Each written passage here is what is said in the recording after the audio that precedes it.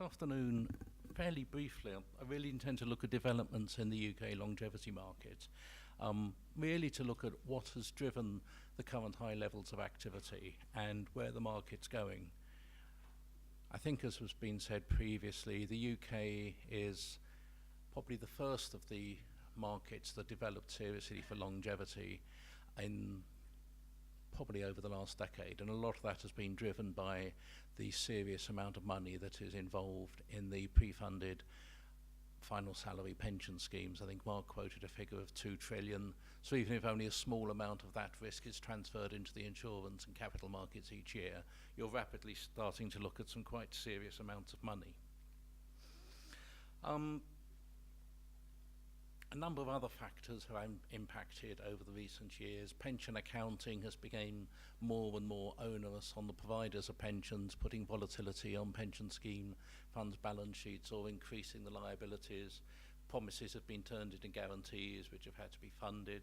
So in general, providing pensions has become more expensive. The economic conditions of the last decade certainly haven't helped. We've been in a low interest rate environment for 7, 8 years now, and every time you hear a discussion on it, it seems interest rate increases of about 9 months to a year away, but that always seems to be receding into the distance, and I think with the issues with China and everything recently, we're not going to see any changes there soon. So that, of course, is still going to keep levels of funding impacted by the requirements of accounting, but also it makes the alternatives such as annuities look expensive. But primarily the main driver of the increase in cost of pension schemes, I think as we all know, has been the changes in longevity.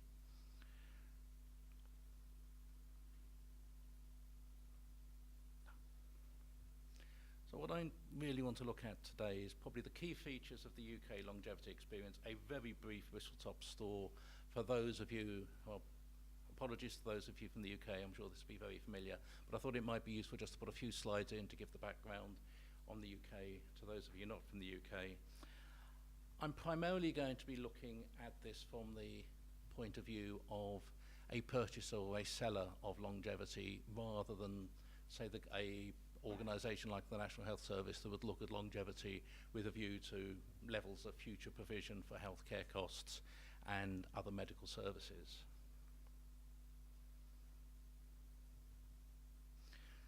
So really to set to set the scene, I'd like to look at the trends in UK mortality in the last 30 years in a very quick whistle-stop tour, as I said. As with most Western countries, UK longevity has improved over the last 30 years. If you look at age standardised mortality rates for the UK, they've dropped by about 45% for men and 36% for women in the last 30 years. But there is a considerable range between the countries within the UK, with Scotland consistently having the highest mortality and England the lowest. If you look at infant mortality, deaths under the year of age 1, that has shown an even higher level of reduction over the last 30 years, about 60% for both males and females. If you then look at the causes of death, 3 most significant disease groups: circulatory disease, cancers, respiratory diseases, in 1983 accounted for 87% of deaths. Now that accounts for 71%. Until 2010, circulatory diseases were the leading cause of death, but that now has been overtaken by cancer. So if you look over the last 30 years, the mortality rates for circulatory diseases have dropped by about 2/3, but for cancers by less than 20%. Cancer is certainly proving to be more resistant to medical practice changes than the other diseases. And of course, in part of that also we will have seen has been the significant drop in smoking over the last 30 years across sort of nearly all ages and sexes, which has been is believed to be one of the main drivers that we've seen for the improvements. We've actually seen some evidence in the most recent years that the trends of improvement in longevity may be plateauing. I think it's too early to say that, whether they are plateauing, whether we are seeing this impact of the reduction in the drop in smoking levelling off, or whether we're just seeing some random noise in 1 or 2 year statistics. But there are some hints that maybe projections in the future are not just going to be an extrapolation of the past. So natural consequence of this is people are living longer. The converse is they are dying at older ages. So what we have seen is in the last 30 years, the proportion of men dying over aged 80 has doubled. So that's now over 50% of male deaths are over that.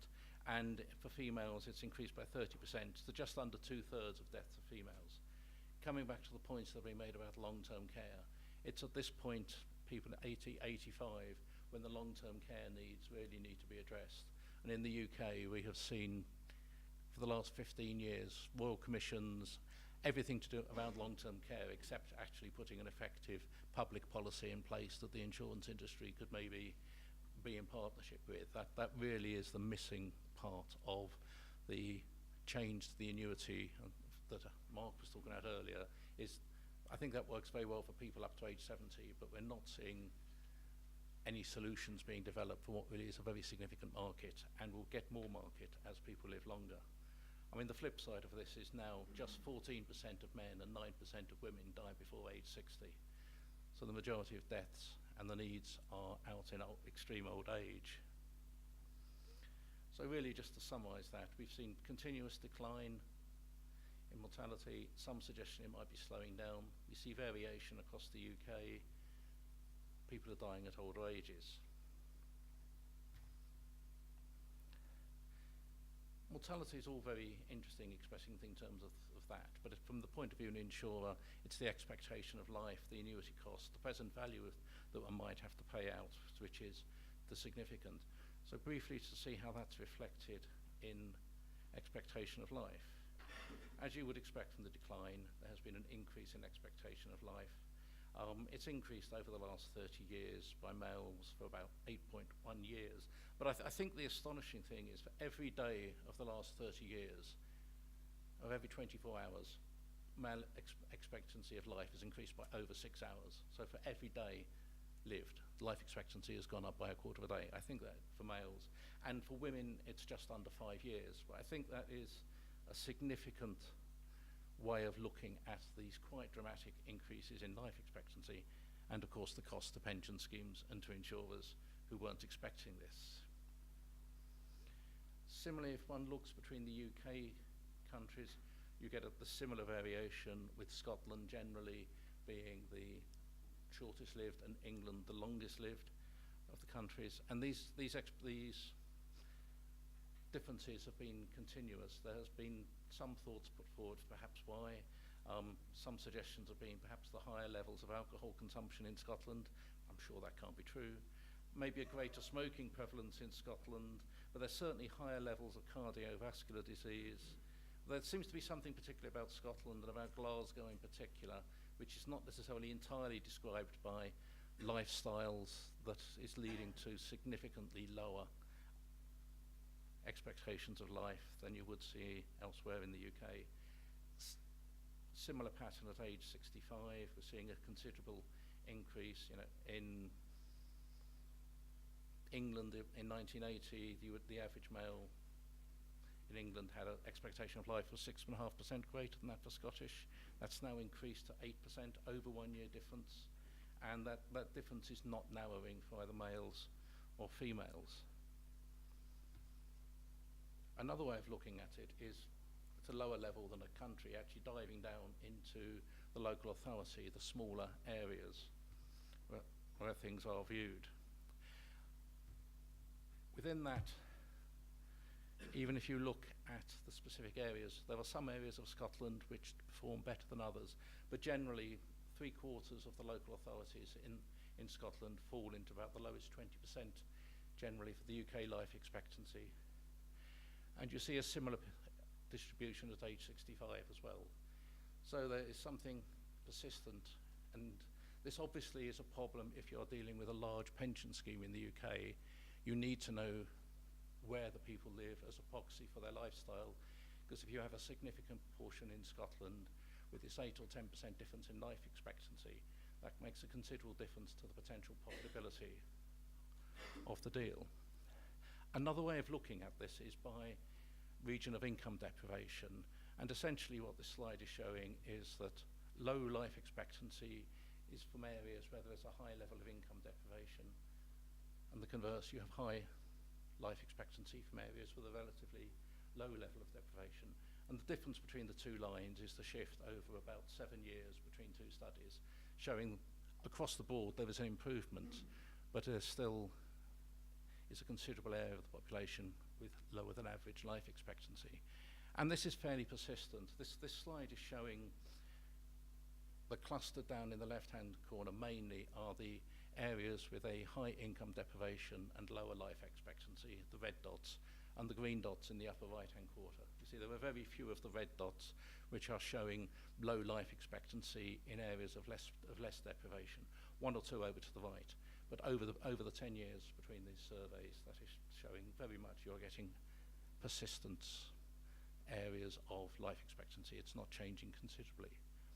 So if one then looks actually at all these life expectancies, I should say, I've been talking about our period life expectancies. The UK government, the ONS, the Office of National Statistics, produces 3 projections. The principal one is the one in the middle, and you can see pretty much there that projecting on from the last 30 years, the growth is trending down a little, but it is still pretty much a straight line extrapolation. And if you then actually look at the cohort life expectancy, the difference being that the period life expectancy does not allow for future mortality improvements. So it is helpful when you're comparing across time or countries, as it's not distorted by different methodologies or changes in methodologies of the improvements in longevity. But if you're looking here, you can see that for life expectancy on the principal projection out in 2062, it's now just over 100 years for females and just under 100 years for males. So in conclusion, there's significant variation within the UK across the constituent countries and within those constituent countries. So the areas of high and low expectation have been relatively stable over time, and projections pretty much are, at least the principal projection from the government is that longevity in the future improvements for the next 50-ish years will reflect what has happened in the past. Now, whether that is everyone's view, I think is highly unlikely. There will be a consensus somewhere. But all that is really driving the longevity market in the UK. The other thing I'd like to talk on briefly is around the changes that are undertaking in longevity modelling. I understand there was a paper given earlier by some of the authors on the longevity basis risk. Just touch a couple of points on that, and I would say I think the paper that was produced out of this is an excellent paper, and I would thoroughly recommend anyone who hasn't read it to read it. But essentially in the UK, as I've alluded to, there is a heterogeneity, a difference, considerable variation within the population. So you cannot assume that no matter how large a pension scheme you have, that its experience is going to be the same as the UK population. There is going to be the basis risk that the experience of the subpopulation you're looking at will be different to the main population. And there has been no real methodology developed so far to try and capture that risk.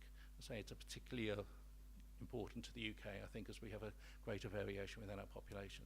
So as part of that, the UK's Institute and Faculty of Actuaries, together with the Life and Longevity Markets Association, commissioned some research into this, and a paper was produced in December last year addressing phase 1 of that. There's a couple of, I think, quite useful points that came out of the paper, and this slide and the next one are taken from the paper. The first point was actually looking at what sort of longevity model should be used.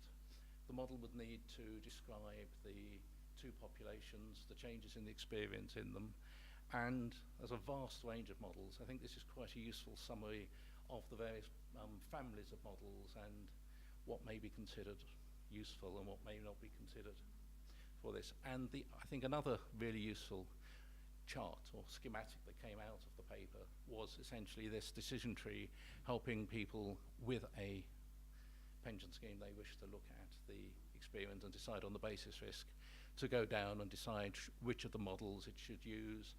There's the M5 to M7 so-called models, which are developments of the CBD model, or there is the CAE and cohorts model, which is a variation on the Lee-Carter model, Or if the scheme is a small one and it's not credible, there is what's been termed the characterization approach, which is a fairly simple to apply way of looking at the basis risk. So say the model selected that came out of this needed to look at the two populations. There was the models decided, and this characterization approach, which I think will probably be what is used for the majority of pension schemes. Phase 2 of this research is just now being commissioned, and that will look at areas such as identifying specific metrics and the quantification of potential capital savings. And longevity basis risk is becoming quite important, because one of the prime drivers, at least on the insurance side in the UK, on longevity modelling at the moment, is around Solvency II, the new regime of prudential supervision of insurers in Europe, which is coming in from the 1st of January 2016. In that, firms have to consider whether they use the standard formula which comes with Solvency II, or whether they develop an internal model for their longevity. The stress on longevity in Solvency II is an instantaneous 20% reduction in mortality, which many feel is not really the prime risk that insurers are exposed to. They are more exposed to trend risk over time or model risk, that they are not capturing the essential qualities of the longevity in their model. Some firms have been looking into how they do model that. Some firms have developed stochastic time series models. Others have been looking at causal models, but then again there are issues with comorbidities, as we all know. Firms also have to develop what they term their own risk and solvency assessment, the ORSA, and in the treatment of that of longevity, that may help drive whether they end up being a standard formula firm or a partial internal model firm. There are additional complications for various insurance packages that deal with long-term guarantees, and there have been some measures given, such as a volatility adjustment. Particularly, there's something called the matching adjustment, which allows insurers to take some credit for the illiquidity premium on the assets they have backing their liabilities. It's complicating where firms are going to go with Solvency II. And also in the UK, for many years, well, for the last few years, the Continuous Mortality Investigation Bureau, whose model for longevity projections has been pretty much used as the standard model that insurers use to express their reserves. It may not be what they internally use to calculate them, but their reserves have been expressed in terms of that. That model is now being consulted on for changes, and for changes to the calibration that may introduce some volatility into the reserves of insurance companies. Finally, I'd like to look at what has been happening in the market. Really, you could say there are two distinct insurance markets in the UK. One is the risks being transferred out of pension schemes. And in 2014, this was a record year for buyouts and buy-ins. There was about 13.2 billion worth of business done, split roughly 8.8 billion for buy-ins and 4.4 billion for buyouts. That's by far and away the largest amount we've seen. The last 2013 was about 7.5 billion done, and the previous years about 5 billion each for the previous 3 years. So it has been a very highly successful year, and the first half of 2015 is looking similar, and there's reason to believe that the second half of 2015 may be even more successful. The other area with the pension scheme market has been the swaps that we've seen out of it. And in particular, last year there was about 25 billion of swaps that came out of pension schemes. Two in particular, there was Aviva, which was for 5 billion, and there was the BT pension scheme longevity swap for about 16 billion. And one of the key features of both those deals, which was new, was they are really unintermediated deals. By that I mean the pension scheme has effectively gone straight to the reinsurance market. It hasn't yet had to use a third-party provider of swaps. Aviva did that, as it is an insurance company, from its own pension scheme into some of its existing insurance subsidiaries. But the BT transfer is particularly interesting in that it's both by far and away the largest swap that's been done, and it's the first one of these unintermediated deals that's been set up by a non-financial company. I won't say any more on that because I know Amy and her team at Prudential Financial were very involved in that, and I suspect it may be mentioned later. But I think that is setting a way that we are going to see pension transfers go in the UK market. The second market is really the insurers themselves looking to dispose of longevity risk. Insurers have always reinsured some of the longevity risk they take on for reasons of risk management. To enable them to keep writing business through the front door, they have to pass some of it out the back door to satisfy their risk appetites for longevity. And sometimes when insurers have seen reinsurance to be cheap, they would buy reinsurance, as they would get a better deal for that than they would be paying for the business themselves. But certainly with the coming of Solvency II, which is having a driving impact on the insurers, they have said that they expect it will put up the costs of insurance, particularly for new business. For existing business, they have a number of these transitional measures that may help them. But we're certainly seeing large reinsurers doing more reinsurance longevity than they have done previously. Last year, it's a little more difficult in the reinsurance market to say how large the market is because not all deals are public and some of the deals are not at the money. So the economic transfer of risk is not necessarily the headline notional figure. But I would estimate that last year there was probably about 10 billion done, and I think about 5 billion has been done so far this year. For example, Legal & General, who in their half-year 2015 financial statements have said that of the 7.1 billion longevity business they have written themselves since 2014, they have reinsured 5.4 billion. These are much higher numbers than we have seen in the past. The other thing I would say about the insured market is the deals are fewer and lumpier than in the pension buy-in and buyouts. So instead of the pension buy-in, I think I said there were 177 deals. Probably last year we only saw a couple of dozen deals in the insurance market. When I was putting these slides together 2 weeks ago, it was quite interesting that independently you found these two headlines literally the day when I was putting the slides together, saying, we are expecting to see more insurance buyouts. Part of this is being driven by Solvency II. Once Solvency II comes in 2016, it is going to be more expensive for insurers to write new business. So there is a time window for them to write business on current terms rather than Solvency II terms between now and the end of the year. So I expect there's going to be a rush of deals for pension schemes to try and buy now while prices are potentially lower. So to summarise the state of the UK longevity market, the economic environment has made things expensive. Solvency II is making things more expensive. But insurers are innovating. They are certainly looking at placing business outside of Europe, potentially to Bermuda. There may be able to be some form of regulatory arbitrage on the capital required.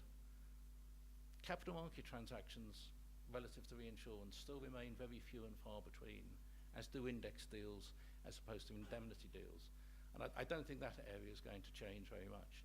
But I think what we are going to see is more innovation. I think the unintermediated deals, particularly the longevity swaps we've seen from last year, I think there were 5 of them. I think that could well be a way the market's going to go forward. So I think the market is going to remain highly active. I suspect this year is going to beat last year for the buy-ins and buyouts. I don't know if Amy's got another British Telecom up her sleeve, but that was by far such a huge deal that I suspect maybe longevity swaps this year won't be as high as last year, but I suspect they will still be highly significant. And I think this remains a very interesting market to be involved in, and I suspect we will see other markets in Europe develop similarly. The Netherlands, for example, has seen a couple of large deals done in the last few months. And with that, I would say thank you very much, ladies and gentlemen. Thanks for the talk, Phil. On that slide 31 where you're putting the headlines from the newspapers there, it seemed to be suggesting that the insurers are writing these transactions still without the implications of Solvency II being taken into account? It's not taking it into account for Solvency II. It's if they write it now, when Solvency II comes in, it's existing it's existing business, and they can apply various things, including there is a transitional measure on the difference between the reserves, the technical provisions under Solvency 1 and Solvency 2, and that can run for 16 years. So if you take that with some of the relief you can get from the matching adjustment or the volatility adjustment, it makes the capital required to support existing business less than is going to be required under Solvency 2 for new business. The big unknown I didn't capture on that is many of these large firms are going down the internal model routes. They won't know whether their internal model has been approved or not until the second week in December. And if it's not approved, that doesn't give them a lot of time before the 1st of January. So firms are essentially having to advance in a broad range, assuming all permutations of the various applications they have in with the regulator, they may get some or all of them, which is also, I think, making them quite defensive in their pricing. But certainly, I think Solvency 2 will push the prices up. And there is talk about a recalibration of Solvency 2 as early as 2018. So once it's in, it's not set in stone. Thanks. I think it's one at the back. Yeah. So you mentioned that with the introduction of Solvency 2, these are going to be more expensive. I'm just curious though. Is it sort of seen as an option to sort of create structures where, special purpose vehicles could be created in other jurisdictions to engage in some, I don't know, regulatory arbitrage or something like that? So Yeah, certainly. I mean, there have been various. On the asset side, you have banks that have been looking at trying to change assets that don't meet the requirements, say for the matching adjustment, into assets that would, and that will help give a higher discount rate to the insurers, which would lower the value of the liabilities. In terms of the liabilities, certainly you're looking at firms reinsuring potentially into Bermuda or into other regimes which are outside of the Solvency 2 and the EU. There's a complication. There's a concept called equivalence. If a regime outside the EU is fully equivalent, then effectively its local standards can apply and it wouldn't have to reserve to Solvency 2 levels for reporting, say, to a European parent. At the moment, there's still not definitive answers on which countries are going to get equivalence for the first wave. It's expected that Japan, Switzerland, Bermuda will get some or all of the equivalence they're asking for, and it was expected the US would get full equivalence, but there now seems to be some delay in the negotiations on that. But yes, and other special purpose vehicles, all sorts of things are being looked into. As you can imagine, there are tens of there were many firms that had to have tens of billions of these liabilities, so any small fraction they can reduce in the cost of capital or the discount rate they need for their reserves is something that can be financially significant to them.